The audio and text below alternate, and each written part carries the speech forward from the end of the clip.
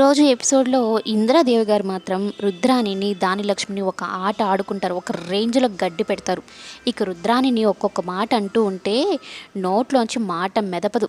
"నువ్వు భర్త వదిలేసిన ఆడదానివి. నువ్వు ఎదురొచ్చినా కూడా అరిష్టమే. కానీ మేము ఎప్పుడైనా ఏ రోజు నిన్నొక మాట అన్నామా?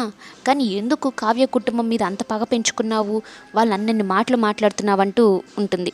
అయితే ఇలా గడ్డి పెట్టే లోపే కళ్యాణ్ ఏమో అప్పుని తీసుకొని వస్తాడు. ఇక రాజేమో తాళిచ్చి కట్రా ముందు ఎవరి వల్ల అయితే అప్పు ఇన్ని నిందలు మోసిందో వాడే తన జీవితాన్ని కాపాడాలి అన్నట్టు చెప్పి తాళిచ్చి మరీ కట్టమంటాడు.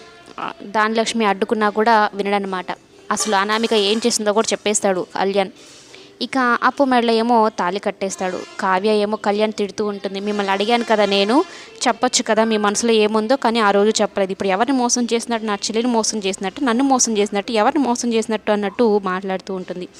ఇక దానిలక్ష్మి ఏమో ఆ అప్పు అంటే నాకు అస్సలు నచ్చదు, ఆ పిల్ల రావడానికే లేదు నా కోడలుగా అన్నట్టు చెప్తూ ఉంటుంది. అయితే ఇంతలోనే కళ్యాణ్ షాకింగ్ నిర్ణయం తీసుకుంటాడు. అప్పుని తీసుకుని నేను ఇంట్లోంచి వెళ్ళిపోతాను అని చెప్పగానే రాజ్ కానీ కావ్య కానీ అందరూ ఒక్కసారిగా షాక్ అయిపోతారు. ఎందుకంటే దానిలక్ష్మి నాకు ఆ పిల్ల ఇష్టం లేదు అని చెప్తుంది.